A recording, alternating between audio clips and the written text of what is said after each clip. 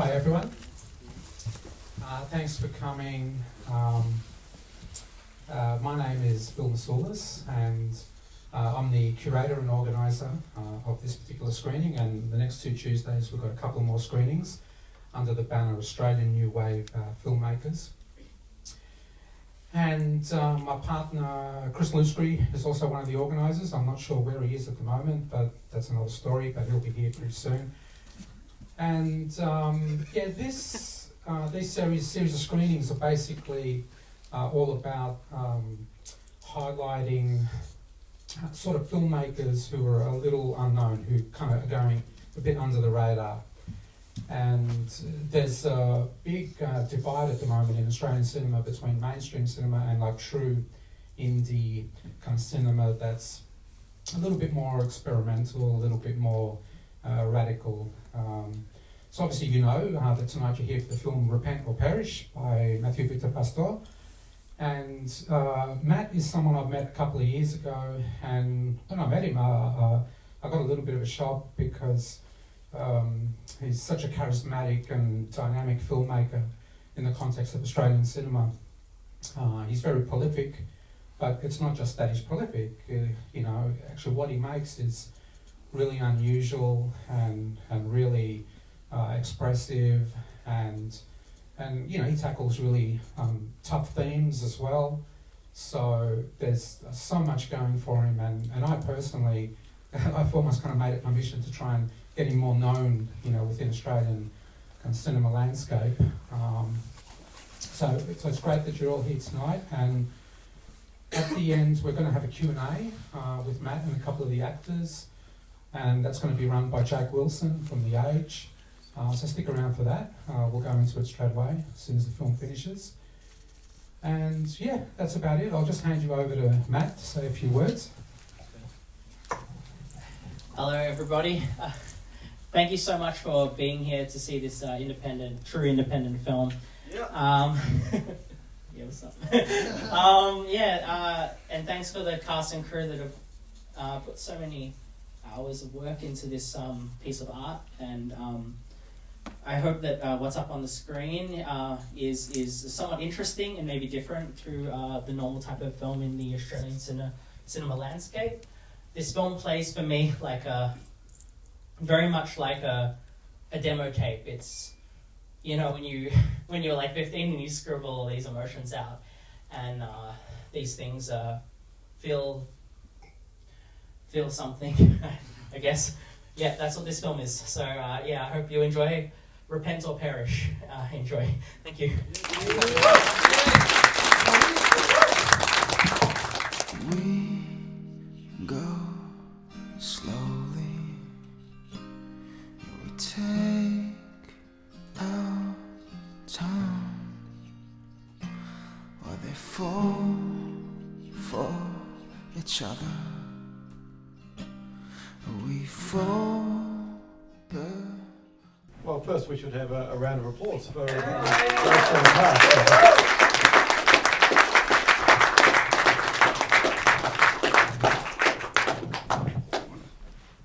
So, Matt, you want to introduce everybody? Yeah. This is Alfred Nickdow, who plays Julian, the father in the film.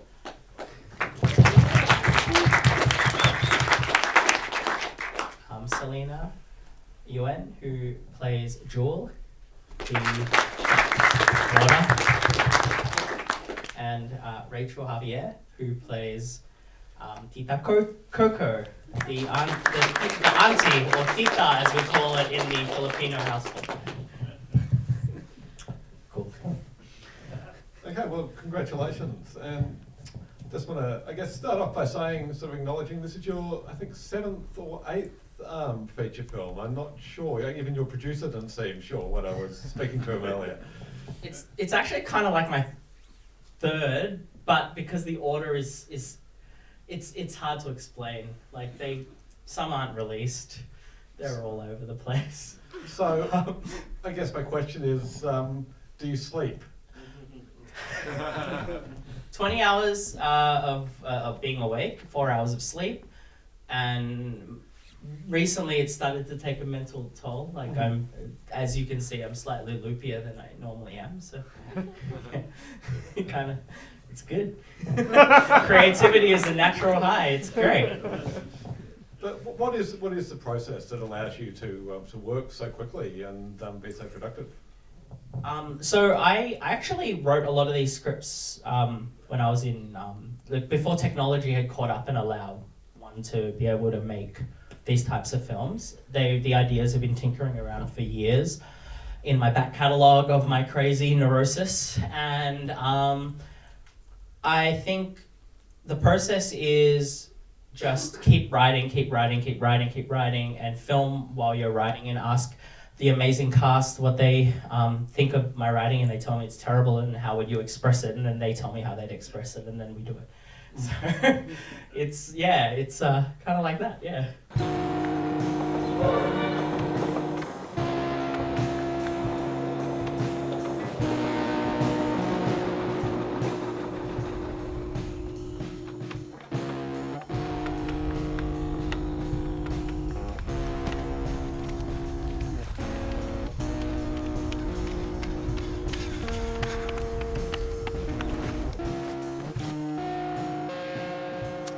I'm interested in how you say it's all starting with the script, because I think when you watch a film like this, you can feel that it's very much kind of mosaic, and it almost feels like you shot all kinds of material and then you figured out how to piece it together in sort of post-production, rather than having like a script and a form kind of set out beforehand. But how much of the structure and the script is like known beforehand? It's kind of chaotic, but also kind of scripted. Mm-hmm. There's an element of improv. Alf, Yep. he's the man to ask this to, because he has to deal with my crap. Okay, let's hear from you, Al. Well, Matthew actually has a structure. He has a plan. Okay, whether that plan kind of falls into place is another story. Mhm. Because as you saw, there was, it's a pastiche of different kind of characters and everything else. And Matthew is one of the few filmmakers that I've ever worked with who actually allows the actors to just come out and do whatever is natural for us to do. Mhm. And it's very empowering. Mhm. And somebody whose background is in the commercial television drama world, to have the opportunity to work with Matt and sort of be given that freedom is very invigorating. And I'm still working with him now. We just finished filming a couple of weeks ago. Mhm. So it's fantastic. And yes, it's not scripted, and from time to time there will be a paper somewhere, and then we'll follow it. And then he says to me, throw it away and do what comes naturally, and that's what happens. Nasaan si Amos at Jewel? Yan ang tanong na tila madalas kong pagnilayan. Paano ko sila sasagutin? Ayokong sumagot. Kailangan kong umalis. Kailangan ko na umalis mismo. What was the sort of discussion about, say, with this character? Like, did you bring things to it that maybe Matt hadn't thought of, or did you? I mean, how did you talk about a character? It's interesting because Matthew just had total full control of it, Mhm. and I just let him kind of direct me. Yeah. I guess where I've kind of chipped in is the emotional side of things, and how being much older, obviously, and the emotional content of what transpires during those little episodes. Especially between myself and Eve, between Julian and Evie. Yes. It happened, and all that was shot in one day. Yeah. Okay. And we were just fast. I think we started. 2 days actually. Was it? Yeah. Oh gosh. Felt like Can't do one- that in one day. Yeah. No. We started at like 7, 8 o'clock in the morning, and we went through till about 4 or 5 in the afternoon. And And then the next day. Yeah, the next day. That's right. I don't know. I Sorry. can't remember these things. I remember.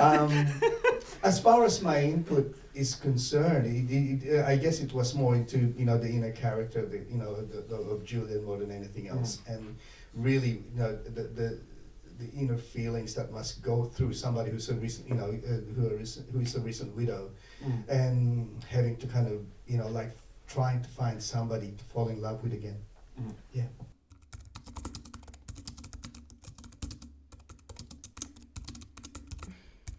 That makes so much more sense. Yeah, thank you. Sa kaibuturan ng aking puso, ramdam ko ang hindi maipaliwanag na kaligayahan. Ngunit alam kong ito'y panandalian lamang. Maybe you guys would like to weigh in as well on what it's like working with Matt and sort of how you work on your characters. Well, like Al said, it's such a privilege to be able to play as an actor. Often with theatre or with scripts, you are set, this is your character, this is their backstory even, this is how old they are, and everything is so set. You don't really get to explore your own nuances like that you can bring to your character. So a lot of the times when you do have your set scene with Matt, for instance, the car with my character Jewel and her partner, yes, that was set as in we were driving a car together, but a lot of our flirtations, a lot of our chat to each other came naturally from what we each brought to that character. Oh, he's shooting Coco, yeah? Yeah, but I'm against it. Oh, really? Sure, put her in a good light and all that. I guess, but I think she needs some time out, you know? Yeah. I know, it is good that he's touching on mental illness in the Asian household. Like, we just have to accept insanity and abuse as normal. Let me say that it was a pleasure to work with Matthew. He definitely knows how to bring the best out in you, which myself being new to this industry as such, it was definitely such a help with Matthew's guidance. But also playing Tito Coco, being bipolar, etc. I did my research, and both my parents were psychiatric nurses, and so I would ask them, and actually when I was younger as well, I would actually go to their work, and so I was exposed my early childhood to mental illness, so I drew on those memories, which definitely helped. And as I said, Matthew just knows how to bring the best out in you. How did he meet the family in the Philippines? What was it? Yeah, no, sorry, no. Again, I don't want to talk about Brandon either. Where do you want to take this interview? Who do you want to talk about? What do you want to talk about? I'd really like to talk about my beautiful son, Jaden. So what about Jaden? He's gorgeous, he's beautiful. Matt, just going back to you, what is the, and not asking you to give away too many secrets, but what is the secret to bringing out the best in people? What is the secret to maintaining kind of spontaneity on the one hand and then still having it under control? I think the friendships and relationships and all that are really important to my body of work, and we've all actually worked on a whole bunch of features together. All of us, 1, 2, 3, 4, I felt Matt's. All 4 of us have worked together on lots of films, and I think that through a lot of actually, living in this context and arguing and being close and stuff, you kind of really can bring. Not arguing. Why would I say that? What he's trying to say is we fight a lot. We argue a lot. Well, we're honest. Yeah, like whenever we travel, we it's like, it's all out in the open, and it's like creativity has to come from some sort of discussion or discourse, and if you don't do that, then it's not. I don't know. It's probably. Yeah, and when you're making a film, like if you're doing it in that context and you've got the camera and you're like, okay, so we're in the middle of this moment and we're angry. Let's get this. Let's film. It happens because the digital technology has allowed us to be able to have the camera at all times. Because me and Alf pretty much live nearby. We want to shoot a scene, we do a scene. It's when it's feeling right, and I think that's a very, lucky and, very blessed thing that we have to have that. So I don't know if I'm making sense. I apologize. Dad, what are you doing? Well, I'm trying to pick it up so I can go and clean it. Just leave it. I can do my own washing. 'Cause I can do my own washing. Well, I'm trying to pick it up so I can go and clean it. Well, I'm trying to pick it up so I can go and clean it. 'Cause I can do my own washing. I'm just trying to help. I don't need your help. I'm not 12 anymore. Mahal kita. I was also interested in the subtitle of the film, which you bring back at the end, obviously. So it's a melodrama far from Manila. And both halves of that are interesting to me. Both like what you're thinking about when you say melodrama and why it's important to say far from Manila, like it's a particular sort of melodrama, which is and isn't sort of maybe a Filipino melodrama. Or how do you interpret that? So in the context of Filipino historically, our cinema, it revolves around the melodrama, and it's very much so in Filipino mainstream cinema. It is like people line up to see that's historically the B cinema, the melodrama, and I wanted to do something that tributes that historical context, but also says that as an Australian living in Australia who has a Filipino heritage, this is a tribute almost to the great melodramas of Filipino cinema. And the same way Maganda, I don't know if anyone saw my last film that played it last year, that's like a tribute to B cinema. The blurring of worlds that my identity is, yeah. Mm.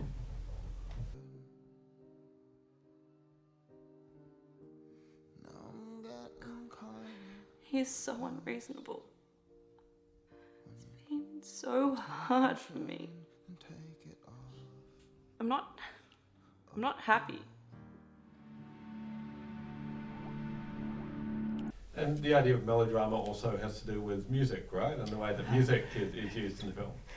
Yeah, it's like a demo tape, kind of. Like, it's like a, Jaden's the chorus, and he's got these songs that are unreleased, and they play throughout the film, and it's a yearning for expression that sometimes I feel I see, and maybe in my own life have been denied at times, because I have to bite my tongue. Or the glorious thing about art is that you don't always have to bite your tongue, even though it hurts to do so. And in this film, I allow those emotions to come out and those feelings to come out, because I try to treat this film more like a poem or a song or a melodrama than a serious piece of art. I don't know if that makes sense, but sure. Yeah, anyway. Yeah. Alright, well, as long as if I see you for dinner. I'll try. I gotta go. Okay, so.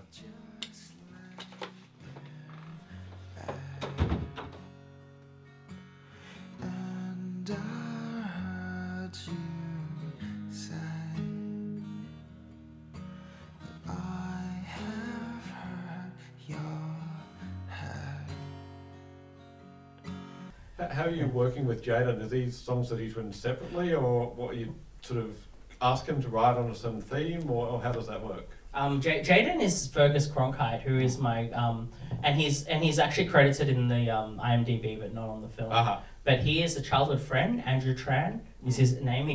He's very introverted, and he doesn't like to.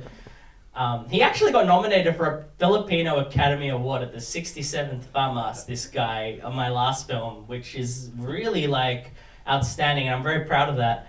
But he doesn't really like to be credited, and he's very ambiguous with everything. I mean, he's an interesting guy. Just Andrew Tran is his name. He's real. Breathing's labored, pulse is slow. My heart's been heavy since it broke. It's been wasting all on its own. And every time you speak to me. Well, good. That was it. I should probably head home for dinner. And there's this device of having the lyrics on the screen, which gives the lyrics a really special importance. I mean, if we just heard the lyrics and we heard the music, then it would be one thing, but this really kind of centers them. And also the text, I feel like the actual visual presence of the text is becomes a sort of element in itself. So where does all that come from? Is it a matter of sort of just experimenting afterwards and trying things out, or was it always part of the conception of the film? The original version of the film had the songs play through, very in a Wong Kar-wai kind of way, and I wanted to draw attention after. Mm-hmm. After watching it, after 6 months of rewatching it, I thought, I like karaoke. draw attention to it. And then it kind of resets the audience, because I think when you see like something go across, it's almost like a title roll. So it feels like a new scene almost, and that's breaking the form of what you conventionally have as a cinematic concept. Because I mean, like, you know, good films, like, you know, I like films that like break that form, that, you know, insert title credits midway or play with text. So I thought, yeah, that would be an interesting way to reset each scene almost and give a new context to each scene.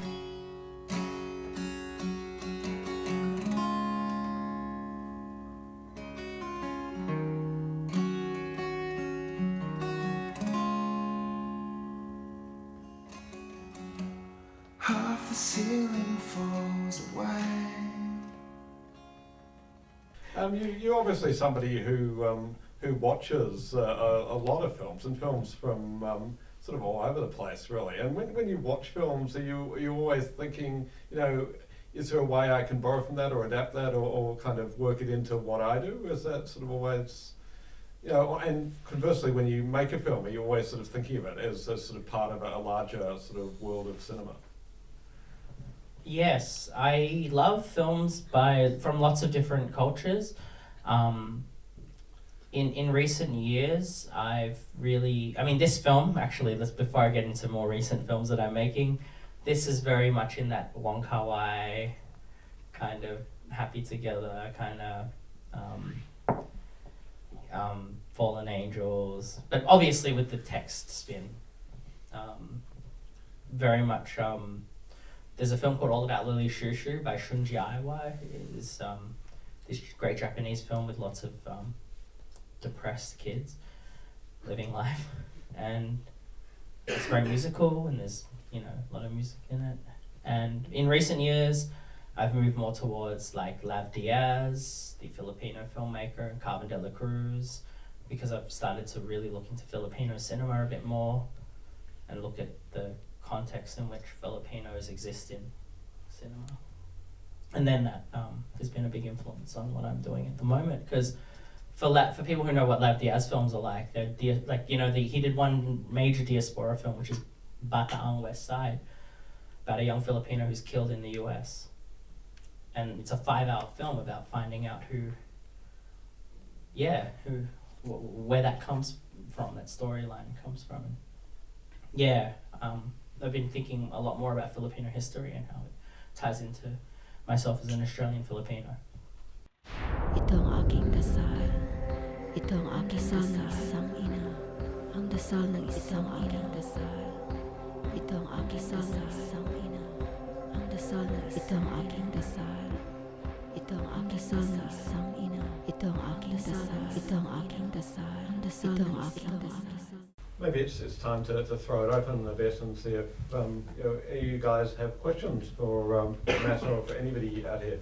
There are so many things about your film I admire, but I must say that your chosen mise-en-scène, your style, to me was a source of repeated frustration, because whoever is the speaker is getting a pretty tight close-up, but if the person who's being addressed and who will respond is only arm's length away, and yet you refuse to let me see them because you're framing them out, and then when I have something to say, you pan to them. And so what I'm finding again and again was that I can't lend my feelings to these characters because you're not giving me sufficient opportunity to not only see them, but to consider, to reach a point of meditation about them.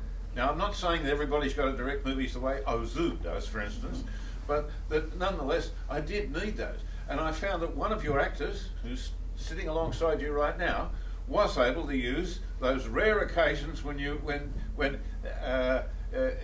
had the single on himself, that actor knows what to do, so that in order to get me watching, lending my feelings to his character.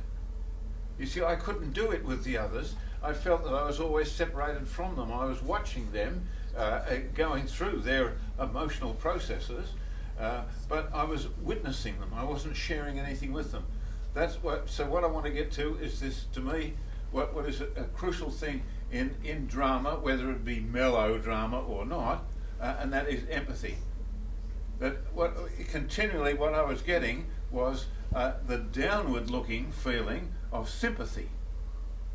But in the case of the father, now maybe there's something to do with we share a gender, and I'm an old bastard myself in my 80s, you know. So and maybe that's what made it easier. But I felt empathy for that father, and I think it was because of what your actor was doing. He was acting. He was that holding that frame there, and you didn't take it away from him as you did from others. So what I'm saying is that along with my general admiration of the film, there also goes a degree of frustration. I wanted to be closer to those characters, and I wanted to lend them my feelings, which you didn't let me do. We're doing a reshoot. Next week. Thanks, John. That was great. For me, I directed it and shot it the way that it made me feel moved enough moved deeply. So that's how I cut it. So, yeah. If I can. I respect that. Yes. Any more questions? Yep. Yeah. So first off, I'm very proud of you guys. You know, it's a great film. So I see that you're like covered a lot about religious and everyone in terms of like different types of relationship, right? So how complex, like actually, I would say, how difficult it is to actually write a script that complex, like the idea of like. Oh man. Drink. Maybe I can answer. Okay. Yeah. Yes. I'll answer because I observe Matthew, you see, and he contacts me. He rings me up, and then he throws all these ideas at me, and then he said, "I've done the script," and then he'll email it to me, and then I'm not interested, you know, and then I'll kind of give him a ring back, or he'll ring me back, and then we'll converse. And then, like I'll throw ideas to him, and then, like suddenly he starts to dig deeper and deeper. So, and he doesn't sleep. So this is the thing with Matthew, he'll have his first draft, and by about the third day, he'll have his 10th draft done. He'll just keep on rewriting it, and then really, like sort of consulting with his actors, and what do you think it is? What do you think of that? Oh, okay. And then like you say something, like unconsciously, like without being critical about it, and then next thing you know, he's done something about it. So he's very proactive in that sense. Do you have like actors in mind when you write the script, or do you write it, just put the script out, or do you think? Jewel, for example, will kill this, I want to give it to her first, and then go from there. Like, do you have it in mind? It's a little bit like that, but also I'm always writing as I go. So if I meet someone interesting, I start writing. Like I pull out the phone and start, Final Draft is on the phone, so I can, the script program is on the phone, and I start writing. That interaction I just had, that guy just threatened me on the tram. Great. Maybe one more question.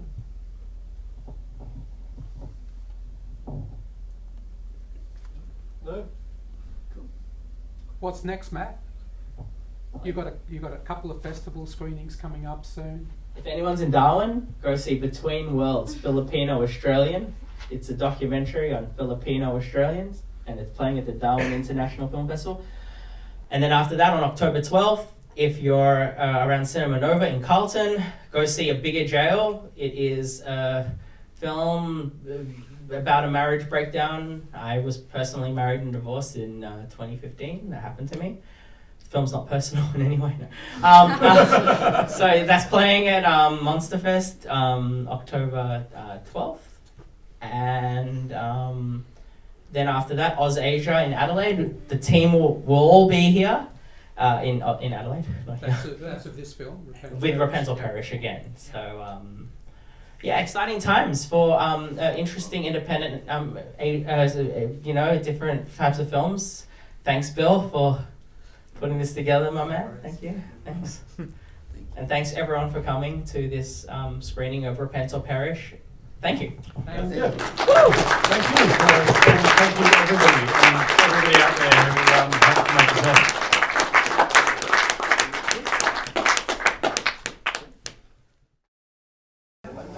Repent or Perish. What do you think of the film? Right, Repent or Perish.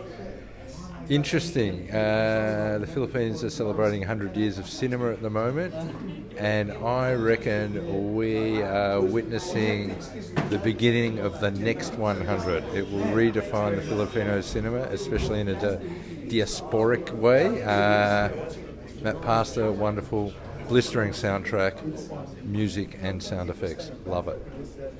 To me, that division between sympathy and empathy is a basic division when looking at the quality, first of all the quality of a drama, and subsequently the value because of that. Now, what I was finding was just so much was that in the case of empathy, I'm lending my emotion to your character. That is, the emotional trajectory in the theatre is usually from screen to audience. But you can, and it happened in this film, sometimes the emotional trajectory is the other way. It's from the audience to the character. That's what was happening. I was lending you, or your character anyway, my feelings. Now, I couldn't do that for the others, but that's... but empathy is a great quality if a film has it. Then, yeah. Fantastic. I couldn't understand perfectly because of my English. It's not good, so, but it was really kind of interesting, and it was really good. Yeah. I absolutely loved it. It was a great film, amazing performances, and it was just, I don't know, it takes you kind of in its own little world, which is pretty incredible. And they're all personal stories, like everyone, there's no good guys or bad guys, there's like a lot of really flawed human beings, and yet they have this kind of beautiful side to them, and you just really want to feel for them and kind of like just want to, I don't know, give them all a massive, big cuddle, even the abusive boyfriend. No, absolutely loved it, great film, and well done to everyone involved. Yeah, I thought it was really interesting, and like I tamed it down a bit. I did. it kind of shows, I don't know, it kind of breaks that LGBTQ thing, like between Asians and stuff, you know. So I thought it was quite cool. Yeah. I thought it was really good. I thought like the constant resetting of the scenes were like really nice, and like a bunch of risky things that it was like hit or miss, but a bunch of, like luckily like a bunch of them worked, and it was really cool. It was really interesting film. I was a huge fan of the film. I thought thematically it touched on a lot of heavy topics, and the stylistic choices that Matthew made were fresh and new, and I think it's something great for the Filipino film community. Thank you so much. Amazing, you're amazing. Thank you guys, appreciate that.